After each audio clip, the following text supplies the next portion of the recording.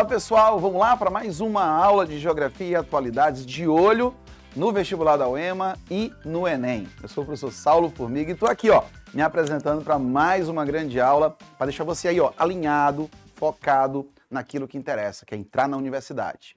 Isso aqui, é bom lembrar, é um projeto que está começando agora em agosto e vai se estender até o final do ano, bem próximo da prova dos vestibulares, e é uma realização da Secretaria de Educação do Estado do Maranhão e do Governo do Estado. Então, conte com a gente na plataforma Gonçalves Dias. E não esqueça, hein?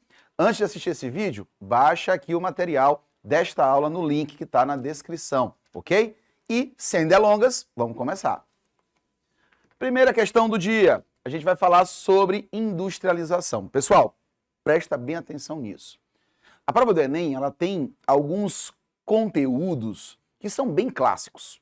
E se você quiser acertar uma das 45 questões de humanas, com certeza você deve focar na industrialização.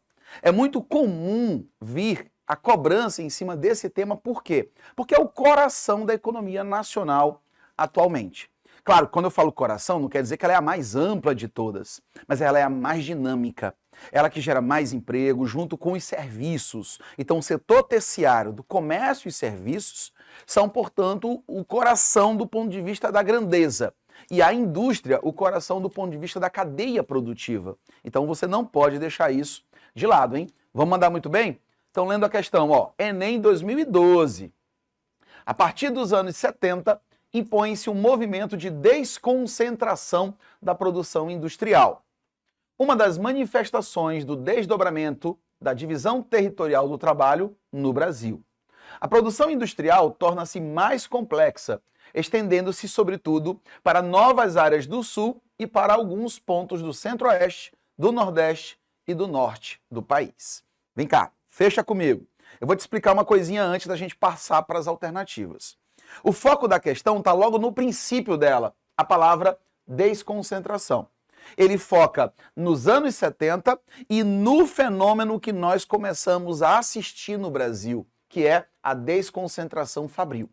Bem, eu quero te lembrar que quando você estuda populações brasileiras, ou população brasileira, e vai cair exatamente sobre o conceito de migrações internas, você lembra bem que era muito comum no popular, no bom popular do Brasil, se dizer que para tentar a vida, para começar a vida, as pessoas tinham que ir para São Paulo, não é isso? Então nós tínhamos grandes movimentos migratórios em direção a São Paulo, em especial para o chamado ABC paulista. Essa região era a região que mais concentrava fábricas no país na metade do século passado. Essa concentração, ela de fato acabou fazendo com que existissem dois Brasis. O Brasil industrializado do Centro-Sul e o Brasil não industrializado do Centro-Norte. Pois bem, esse processo de concentração acabou saturando mais ou menos ali nos anos 70. E essa saturação, eu quero que você entenda, significa, acima de tudo, que houve um aumento do custo da produção. Significa que para a fábrica, essas cidades aglomeradas, chamadas de metrópoles, elas começaram a aumentar o custo da sua produção. Sabe por quê? Enumera aí junto comigo. Primeiro, se as cidades estão inchadas, se eu tenho muitas fábricas e isso atrai muita gente, é sinal de que eu tenho, portanto, uma especulação imobiliária. É mais caro se fixar nessa área. 2, eu tenho os congestionamentos. A cidade cresceu tanto que a locomoção se torna deficitária. Então, com esse aumento dos congestionamentos, aumenta-se também os custos para ir e vir. Você que mora numa cidade grande, começa a perceber isso logo cedo. 3, os impostos. Cidades maiores são também mais complexas, são mais difíceis no ponto de vista da administração. Então, normalmente, as cobranças também acabam sendo acrescidas. E tudo isso que eu falei até agora aumentou o custo da produção para a fábrica. Mão de obra qualificada em maior número, isso significa salários também mais volumosos. Então, as fábricas começaram a perceber que produzir em São Paulo, por exemplo, se tornava caro. E aí surgiu o processo de desconcentração. As fábricas começaram a buscar outros lugares no Brasil que não tinham a tradição industrial. A exemplo, o nosso Nordeste. Hoje, por exemplo, Fortaleza desponta como uma das grandes capitais nordestinas do ponto de vista industrial. Agora, o que a gente precisa entender, que é o X da questão, é o que possibilitou essa desconcentração fabril. quais foram os fatores geográficos, em especial um deles, que é o que vai responder a questão, que permitiu a fábrica sair de São Paulo e se fixar no Nordeste brasileiro. E é isso que a gente vai tentar descobrir aqui na alternativa. Olha só. Um fator geográfico que contribui para o tipo de alteração da configuração territorial descrito no texto. Letra A. Obsolescência dos portos. Primeiro que o Nordeste, por exemplo, é muito rico em portos. Só que ele está falando de obsolescência. Quer dizer que as fábricas saíram de São Paulo porque os portos do Sudeste, por exemplo, se tornaram ineficientes. Claro que não. Porto de Santos hoje ainda é o principal porto do Brasil, sobretudo quando se fala de produtos de alto valor agregado. Estatização de empresas. Na verdade, o que a gente assistiu na idade mais contemporânea no Brasil foi o contrário. Não foi a estatização, mas sim as privatizações, que tentaram buscar mais eficiência e uma maior capacidade produtiva. Falso. C. Eliminação de incentivos fiscais. Na verdade, no Sudeste brasileiro, muitos incentivos ainda são mantidos exatamente para que não se perca esse espaço produtivo. D. Ampliação de políticas protecionistas. Bem, a ampliação serve para todos, mas na ideia central do protecionismo, a questão é proteger a produção nacional da competição com a produção global. E isso não é um fator que possibilitou a saída das fábricas de São Paulo. E é desenvolvimento dos meios de comunicação. Claro que a gente já eliminou todas as outras alternativas, então você já sacou que essa aqui é a nossa resposta. Só que eu quero que você entenda muito bem que a pergunta é sobre o que promove esse deslocamento das fábricas para outras zonas, para áreas não tradicionais na indústria. A gente falou o porquê de ter saído de São Paulo, que foi o aumento do custo da produção. Mas a gente não explicou, por exemplo, porque o Nordeste foi um dos polos mais atrativos. E aí tu já anota aí, por que o Nordeste? Coloque aí para mim. Primeiro ponto, o Nordeste tem a segunda maior população do Brasil. Ter a segunda maior população do Brasil significa o segundo maior mercado consumidor e também a segunda maior força de trabalho. Só que, diferente do Sudeste, que é o primeiro em número de pessoas, o Nordeste tem mão de obra ainda pouco qualificada, naquele momento, e mais barata, porque não tinha tradição industrial. Então, se a fábrica fosse para o Nordeste, viesse para o Nordeste, ela teria mão de obra mais barata e um grande mercado consumidor em potencial. Então, isso já reduz o custo da fábrica. Incentivos fiscais foram liberados nos anos 90, por exemplo. E aí, o Nordeste começa a atrair os investidores doando terreno, onde a fábrica vai se implantar, reduzindo os impostos ou até mesmo zerando esses impostos. Se você conhece bem, por exemplo, o caso da Alumar aqui no Maranhão, na época da entrada da Alumar, nos anos 80, lá mais ou menos em 84, 85, o governo do estado do Maranhão liberou o ICMS para a Alumar. A Alumar ficou 20 anos sem pagar ICMS, ou seja, um imposto mais importante da cadeia produtiva dentro do nosso estado. Por que ele faz isso? Para reduzir o custo para a fábrica e dessa forma ela investir no nosso estado, gerando milhares de empregos e, evidentemente, movimento do capital. Então isso é só um exemplo do porquê do Nordeste, mas isso vale também para o Centro-Oeste e, evidentemente, para o Norte do Brasil. Portanto, o que conecta a desaglomeração da região Sudeste e o crescimento das outras regiões é exatamente o desenvolvimento dos meios de comunicação. Aí você vai para a terceira revolução industrial, porque ela possibilita a conexão, o contato entre as diversas regiões brasileiras através dos meios informacionais. Só para você ter uma ideia, eu estou aqui em São Luís, na capital do estado. Você está aí em Chapadinha, você está em Araioses, você está fora do Maranhão e está assistindo a gente neste momento. Claro que isso aqui não é ao vivaço, embora a gente vai ter também, nós vamos fazer também inúmeras lives para a gente poder interagir, viu? E eu aguardo vocês durante esse cronograma. Mas eu estou gravando aqui e nós estamos transmitindo para todo o Maranhão e para todo o mundo através da rede mundial de computadores. Você pode pausar, você pode dar o play novamente. Então esse processo é um processo que interliga esses espaços. Imagina numa fábrica. A fábrica tem diversos setores. Eu posso manter certos setores em São Paulo porque São Paulo é muito mais rica em faculdades, em centros de pesquisas. E também posso trazer a fábrica para a Bahia, por exemplo, como fez a Ford. A Ford passou a montar os carros populares na Bahia, mas o centro administrativo da Ford continuava em São Paulo. Ou seja, eu divido a fábrica fisicamente, mas ela está o tempo todo em conexão. Então, o gerente da fábrica na Bahia está em reunião constante com os gerentes de vários setores em São Paulo. Então, isso faz com que, embora em espaços físicos diferentes, a fábrica seja uma só, ok? Então, por isso, meios de comunicação. Se você pensou na letra E, se você respondeu antecipadamente a letra E, parabéns. Se não, já sabe que isso aqui é um ponto de atenção e você precisa reforçar um pouquinho mais esse conteúdo, ok? É só buscar por lógica de localização industrial no Brasil, ok? Primeira fase, aglomeração. Segunda fase, desaglomeração. Perfeito? Vamos para a próxima? 16ª questão, nossa segunda questão deste vídeo, também do Enem 2012. Falamos da indústria, agora a gente vai fazer um paralelo com o processo agrícola. Olha essa charge aqui, ó. Eu tenho duas plantas conversando.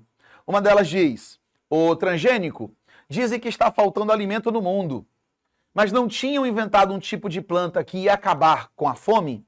E aí o transgênico, personagem principal dessa contextualização, diz: não estou sabendo não.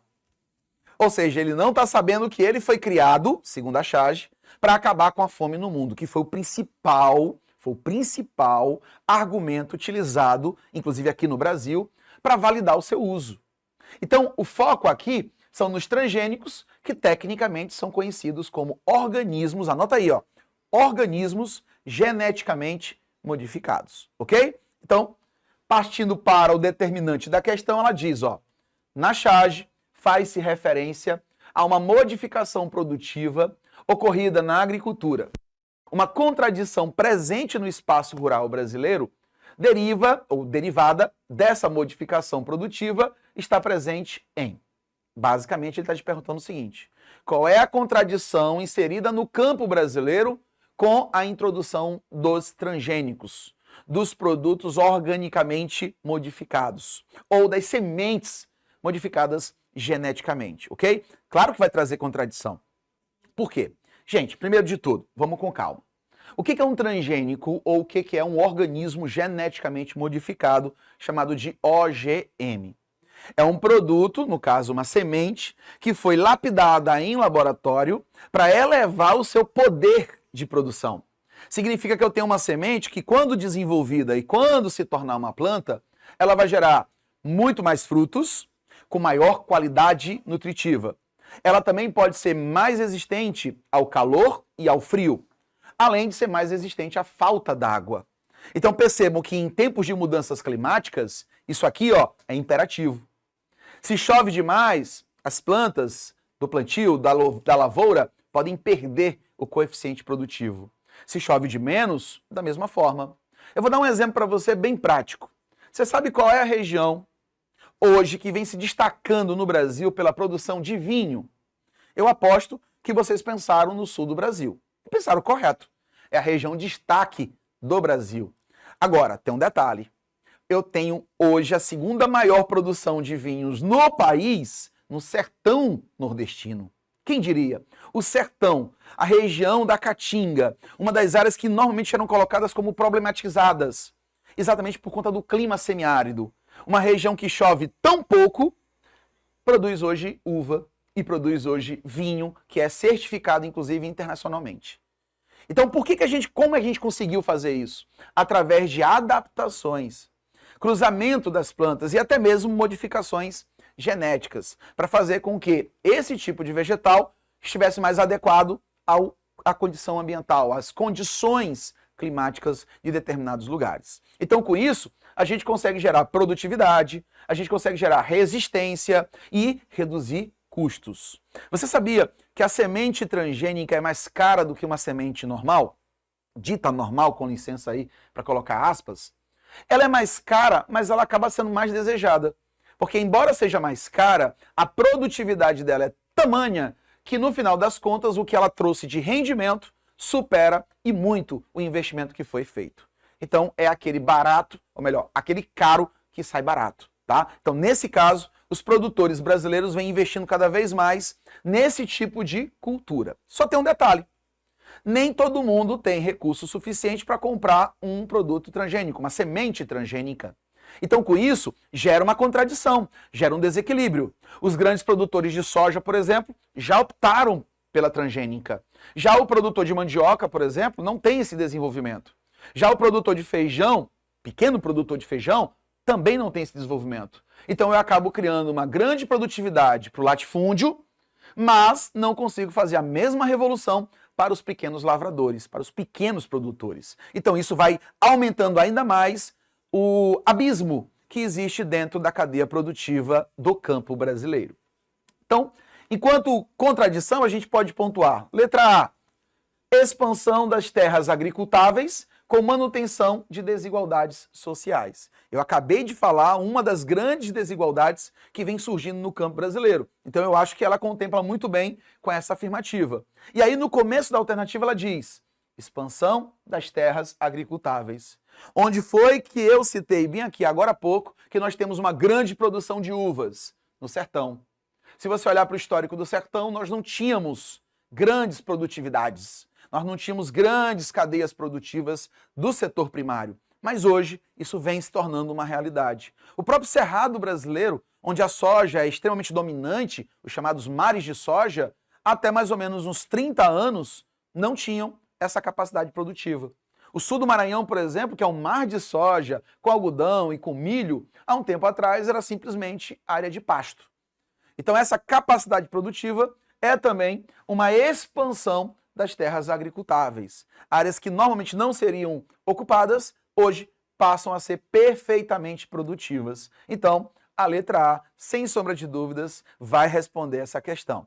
Mas, só para tirar a dúvida de vocês, a letra B fala de modernização técnica do território com redução do nível de emprego formal. À medida que o campo se torna mais complexo, ele também aumenta a formalização de emprego, tá?